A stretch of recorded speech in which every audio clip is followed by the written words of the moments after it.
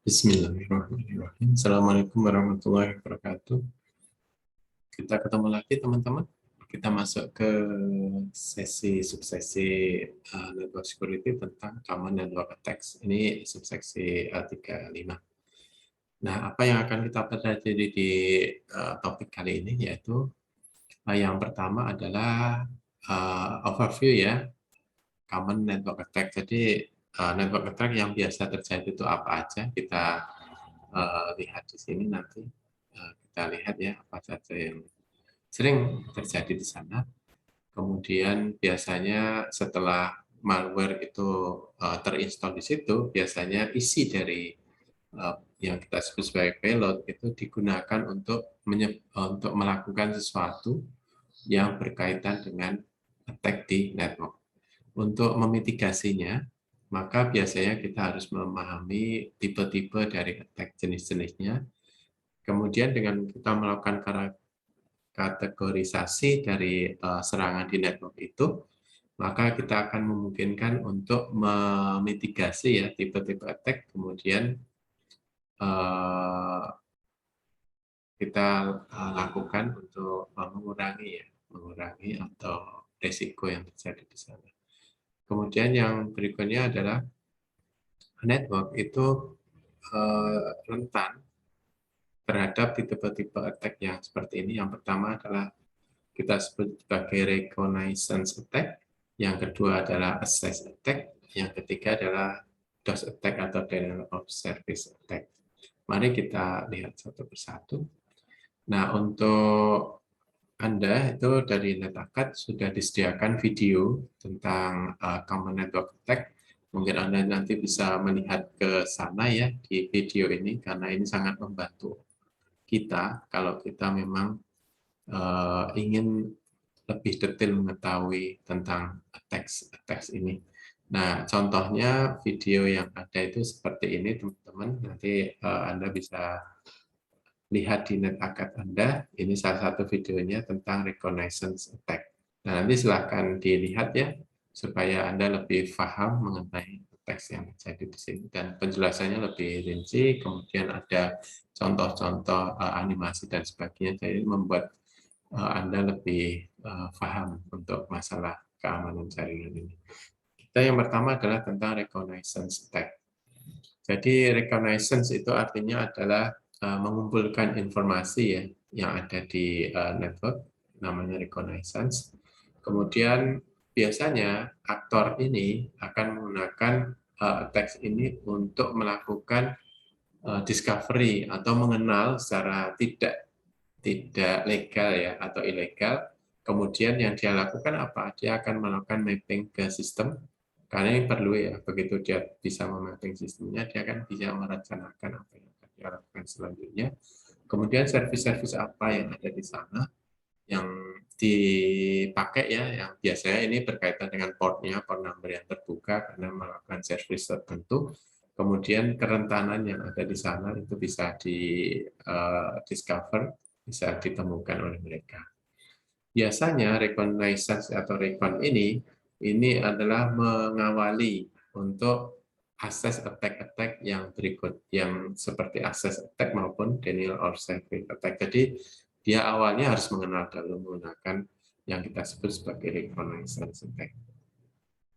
Nah, kemudian beberapa teknik yang dilakukan. Yang pertama adalah dia akan melakukan query ya, information query pada target, yaitu dia akan mencari informasi tentang target yang biasa digunakan seperti Google Search. Jadi dia lihat targetnya menggunakan Google Search atau website dari organisasi atau menggunakan perintah WIS dan yang lain. Terus kemudian setelah dia mengetahui targetnya, kemudian akan mengawali menggunakan namanya ping sweep ya dari target network. Nah, ini yang biasanya dilakukan untuk network address tertentu karena dia ingin mengetahui sasarannya, biasanya menggunakan aplikasi ping sweep ini untuk menentukan IP address apa saja yang aktif di sana.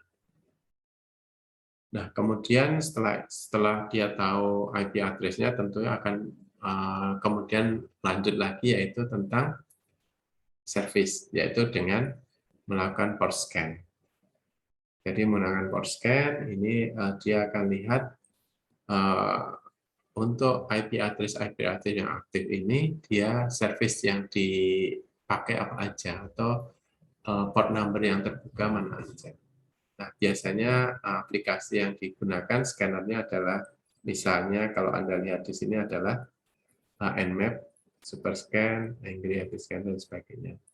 Kemudian setelah IP sudah, kemudian portnya sudah, yang berikutnya adalah dia akan mengaktifkan atau menjalankan scanner untuk kerentanan di sana. Rentan apa aja yang rentan itu berkaitan dengan operating system biasanya yang berjalan di host tersebut. Jadi masing-masing operating system tentunya punya beberapa rentan kelemahan gitulah. Nah, itu apalagi kalau sekarang misalnya Anda menggunakan Windows 97 atau 98 yang ternyata saat ini dari Microsoft memang tidak mensupport lagi untuk melakukan patching, perbaikan, maka itu tentunya kerentanannya akan banyak yang akan dimanfaatkan oleh aktor-aktor yang melakukan penyerangan ini.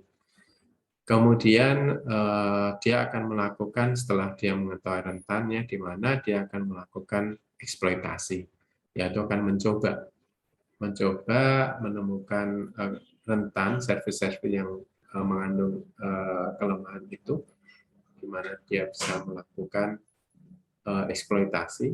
Nah, biasanya menggunakan Metasploit ini yang cukup terkenal. Terus kemudian Anda juga bisa melihat lagi video untuk common network attack yang berikutnya, yaitu tentang access attack dan social engineering.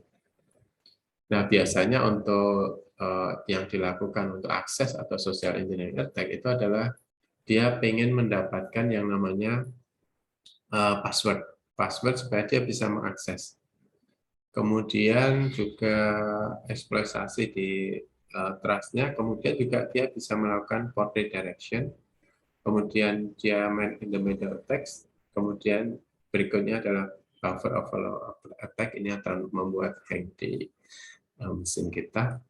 Kemudian teknik-teknik yang ini yang akses ya, kalau di social engineering itu biasanya ada beberapa yaitu pretesting, phishing, dan sebagainya. Nanti kita lihat di penjelasannya. Yang pertama tentang access attack, teman-teman. Nah, access attack ini akan mengeksploitasi kelemahan-kelemahan yang sudah diketahui.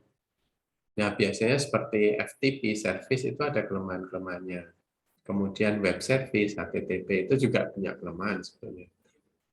Nah, kemudian tujuan dari tipe attack ini adalah untuk masuk ke dalam web accounts atau masuk ke confidential database ini. Nah, itu contohnya kemarin kalau misalnya database BPJS, kemudian akun dari data-data akun dari peserta BPJS sampai bocor dan sebagainya, berarti mereka masuk ke confidential database atau informasi-informasi sensitif lainnya.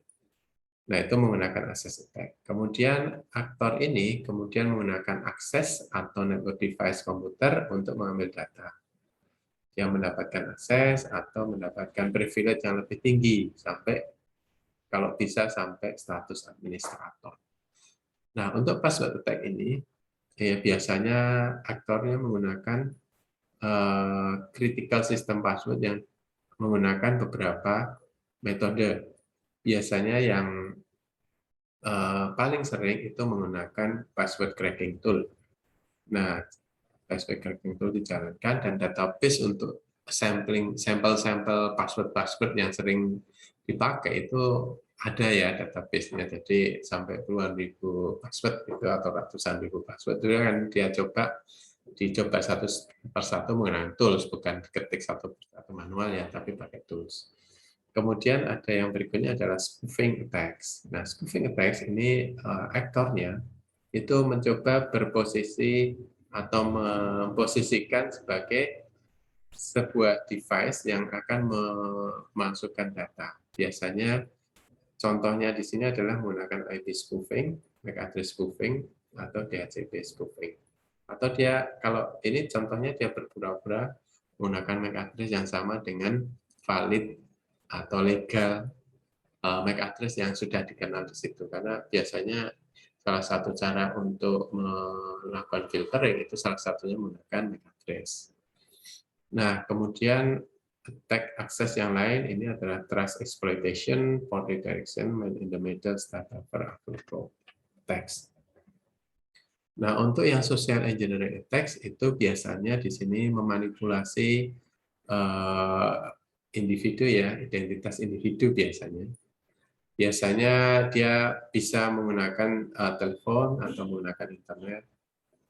Kemudian biasanya orang-orang kan kalau ada yang ramah gitu kan atau berusaha menolong, dia akan simpati ke orang tersebut. Nah, itu yang digunakan adalah cara social engineering itu seperti itu. Jadi rasa simpati seseorang kalau dia diberi kebaikan oleh orang lain itu dianggap sebagai weakness dari people ya, dari masyarakat. Nah, ini contohnya di social engineering attack adalah pretexting. Ini nanti kalau di pretexting, aktornya berpura-pura memerlukan personal atau finansial data untuk konfirmasi identitas. Jadi berpura-pura mungkin sebagai admin, memberi pengumuman bahwa kita akan mengupgrade sistem untuk jaga-jaga supaya Anda tetap nantinya bisa tetap mengakses. Tolong dimasukkan ke dalam formulir ini username dan password Anda misalnya seperti itu, supaya nanti jaga-jaga aja sebagai backup. Nah, itu satu-satu yang namanya pretexting. Kemudian juga phishing. Nah, phishing attack itu biasanya menggunakan email. Email ini digunakan misalnya seolah-olah dari perusahaan tertentu yang mungkin Anda sudah kenal gitu, tapi biasanya kalau kita teliti lebih lanjut biasanya ada yang agak aneh gitu loh. Misalnya kalau sekarang ada website Peduli Lindungi misalnya yang ada itu, nah dia mungkin di Peduli Lindungi I-nya lindunginya ada 2. Nah, kalau I-nya ada 2 kan kadang-kadang orang itu tidak lagi ini ya, tidak lagi mungkin karena buru-buru dia tidak terlalu detail untuk membedakan. Nah, itu cara-caranya dia sedikit melesetkan, sedikit pelesetan di tulisannya, sedikit menyalahkan atau tambahan sedikit yang tidak tampak. Nah, itu yang terjadi. Ada spear phishing, kemudian dia seolah-olah dari spesifik individual atau organisasi ada spam. Nah, spam ini sering ya, ada spamming, ada junk mail masuk ke email. Nah, biasanya di situ bisa berisi link-link yang berbahaya atau malware atau konten-konten yang tidak menyenangkan. Kemudian ada something for something, ini biasanya informasi dari sebuah pesta ya, misalnya diubah dan sebagainya, seperti nanti akan dapat hadiah dan sebagainya. Ada baiting, yang baiting ini meninggalkan malware di flash disk biasanya, di lokasi publik, dia meninggalkan flash disk di sana, sudah diisi script tertentu. Kadang-kadang kita kepo ingin tahu, ada flash disk nih, wah lumayan nih, ada 64 giga nih, flash disknya lumayan kan. Isinya apa coba dimasukkan, begitu Anda masukkan ke device Anda, ini biasanya aplikasi atau malware-nya akan terinstall secara tidak Anda sadari. Nah, itu hati-hati ya. Terus kemudian ada impersonation. Ini dia seolah-olah aktornya berpura-pura ya, dia tidak ingin mendapatkan apapun dari yang ini ya, yang diserang. Jadi seolah-olah seperti itu. Kemudian yang lain mungkin Anda bisa lihat ada targeting, ada shoulder surfing. Nah, shoulder surfing ini sering terjadi kalau misalnya ada seseorang yang di belakang Anda, kemudian pura-pura ya jalan-jalan aja, tapi sebenarnya dia memperhatikan apa yang Anda ketik di layar. Itu termasuk yang social engineering, social surveillance. Ini bisa dilakukan oleh siapapun ya. Mungkin teman Anda, mungkin orang lain, dan sebagainya. Nah, itu yang beberapa. Oh ya, yang terakhir adalah dumpster diving. Diving itu atau biasanya menggunakan trash bin yang biasanya dokumen-dokumen yang terasa tidak dipakai itu dimasukkan di banyak sampah. Nah, ternyata oleh mereka diambil lagi, ternyata ada nomor kontak dan sebagainya, itu nanti akan dipakai untuk mengawali satu sosial engineering attack. Nah, untuk mencegah itu seperti apa? Untuk mencegah seperti ini yang disarankan itu untuk memprotek, yang pertama jangan pernah meninggalkan username password yang kira-kira mudah ditemukan. Terus kemudian ya ini jadi ini juga kadang-kadang kalau terlalu rumit nyimpannya, kita juga lupa juga nyimpannya di mana. Atau passwordnya terlalu rumit juga kita lupa nggak bisa ingat. Itu salah satu apa ya, satu bargainingnya ada di situ. Kemudian jangan membuka email dari source yang tidak pasti. Terus kemudian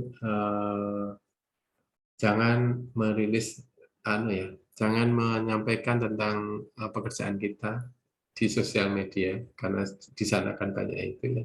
Yang kemudian jangan reuse, jangan menggunakan lagi password yang sudah Anda ganti, jangan diulang gitu Mas ya, jangan di recycle. Kemudian kalau Anda meninggalkan device Anda, itu silahkan di lock atau send out. Jadi jangan ditinggalkan begitu saja di meja. Misalnya ke kamar kecil, itu masih terbuka layarnya, Anda sedang login misalnya ke internet banking, wah itu senang banget yang bisa menggunakan. Kemudian kalau ada orang-orang yang kira-kira dicurigai ya dilaporkan. Kemudian confidential information itu ya harus di-destroy ya. Misalnya ini kalau Anda sekarang kan sering menggunakan online itu kan paket-paket yang online data itu kan ada nama Anda, ada alamat, kemudian ada nomor HP. Nah, itu kalau Anda peduli, itu mestinya sebelum Anda buang bungkus itu Anda di-destroy ya, dirusak. Dirusak, dihilangkan yang bagian-bagian sensitif seperti nama, alamat, terus kemudian nomor kontak, itu digunting-gunting aja atau dibakar. Yang lainnya nggak apa-apa, tapi khusus untuk yang labelnya itu terutama. Karena itu begitu buang, itu ditemu orang bisa digunakan untuk social engineering. Dan jangan pernah menggunakan username password ke orang lain, itu yang dipergunakan. Nah, untuk lab-nya ada juga, Anda bisa lihat di letakkan. Baik, untuk yang terakhir untuk common network attack adalah denial of service attack. Nah, ini biasanya digunakan untuk apa saja. Anda bisa lihat videonya di letakkan, itu akan lebih jelas penjelasannya karena ada animasinya. Untuk yang DOS ini, kemudian biasanya si pelaku itu akan menginterrupt ya network service. Misalnya di sana ada server biasanya, terus dibanjiri dengan traffic di sini seperti ini. Jadi si aktor itu akan mengirim banyak paket ya ke sana, atau misalnya permintaan paket ke server, sehingga dengan demikian servernya nanti kewalahan. Kalau dia kewalahan, nanti servernya tidak bisa melayani ke ini lagi, si usernya lagi. Itu yang terjadi. Terus kemudian biasanya menggunakan paket yang sudah diformat dan bisa malicious ya, bisa menyerang. Nah, ini juga bahaya. Kemudian ini akan membuat device-nya nanti akan jalan sangat lambat atau crash. Nah, kemudian juga DOS attack ini adalah suatu risiko yang cukup besar karena akan menginterupsi komunikasi dan punya potensi untuk membuat significant loss ya, kerugian yang cukup parah, cukup signifikan baik waktu maupun uang. Apalagi kalau perusahaan jasa yang dituntut untuk selalu online, tapi ada masalah di sini karena sistemnya terhambat, itu akan hilang. Kemudian ada lagi yang namanya DDoS. DDoS ada distributed DOS attack. Ini sama dengan DOS attack, tapi dia meminjam banyak source yang ada di sana, dibuat semacam seolah-olah dia akan kaki tangannya dia untuk ikutan menyerang. Ini lebih berbahaya lagi yang DDoS ini. Baik teman-teman, untuk lebih jelasnya Anda bisa melihat ke video-video yang ada di neraka.com. Baik, terima kasih. Assalamualaikum warahmatullahi wabarakatuh.